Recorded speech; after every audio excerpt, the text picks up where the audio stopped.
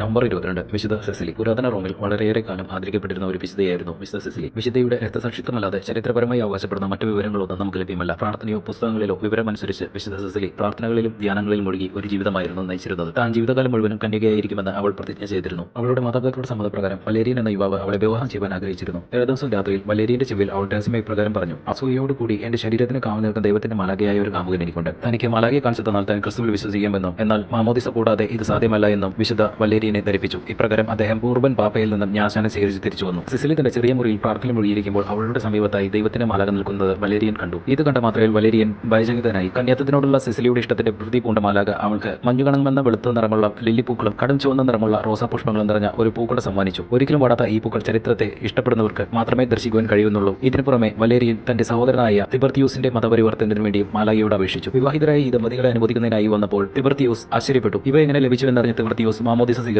തുടർന്ന് ഇവരുടെ മതപരിവർത്തനത്തെക്കുറിച്ചറിഞ്ഞ മുഖ്യനായ അൽമാച്ചിയൂസ് ഇവരെ തടവിലാക്കുന്നതിനായി തന്റെ ഉദ്യോഗസ്ഥനായ മാക്സിമസിനെ അയച്ചു. തങ്ങളുടെ വധശിക്ഷ തലേദിവസം രാത്രിയിൽ ഇവർ മാക്സിമസിനെ ഉപദേശിക്കുകയും അതിൻ പ്രകാരം അദ്ദേഹം മുഴുവൻ കുടുംബവും മാമോദിസ സ്വീകരിക്കുകയും ചെയ്തു. കൈവിട്ടു പോകുന്നതിന് മുമ്പ് തന്നെ മുഖ്യൻ അവരെ വധിക്കുവാൻ ഉത്തരവിട്ടു. അങ്ങനെ വിശുദ്ധയെ വെള്ളത്തിൽ മുക്കി കൊല്ലുവാൻ ശ്രമിച്ചുവെങ്കിലും അവർക്ക് ഒരു കുഴപ്പവും കൂടാതെ ഇരിക്കുകയും തുടർന്ന് വിശുദ്ധയുടെ തല വെട്ടിമാറ്റാൻ ആജ്ഞാപിച്ചു. ഇതിനായി നിയോഗിച്ച ആൾ 3 പ്രാവശ്യം ശ്രമം നടത്തിയെങ്കിലും നടന്നില്ല. ഭാഗ്യമായി പരാജയപ്പെട്ടതിനെ തുടർന്ന് രക്തത്തെ കുടിച്ച അവസ്ഥയിൽ വിശുദ്ധയെ അവിടെ തന്നെ ഉപേക്ഷിച്ചു പോയി. മുറിവുകളുമായി 3 ദിവസത്തോളം വിശുദ്ധ ജീവിച്ചു. 1599 വിശുദ്ധ ശവക്കലറ തുറക്കുകയും അവളുടെ ശരീരം സൈപ്രസ് മരം കൊണ്ടുണ്ടാക്കിയ ശവപ്പെട്ടിയിൽ കാണപ്പെടുകയും ചെയ്തു. മരിക്കുന്നതിന് തൊട്ട് മുൻപ് ഇടുന്നത് പോലെ ഒട്ടും തന്നെ അഴുകാത്ത രീതിയിലാണ് വിശുദ്ധയുടെ ശരീരം കണ്ടത്. ഈ ശരീരം കാണാനിടയായ സ്റ്റീഫൻ മദേണർ എന്നയാൾ കണ്ടതുപോലെ തന്നെ വിശുദ്ധയുടെ ഒരു പ്രതിമ നിർമ്മിക്കുകയും മധ്യകാലം മുതലേ തന്നെ വിശുദ്ധ സെസിലിയെ ദേവാലയ സംഗീതത്തിന്റെ മധ്യസ്ഥയായി ആദരിച്ചു വരുന്നു.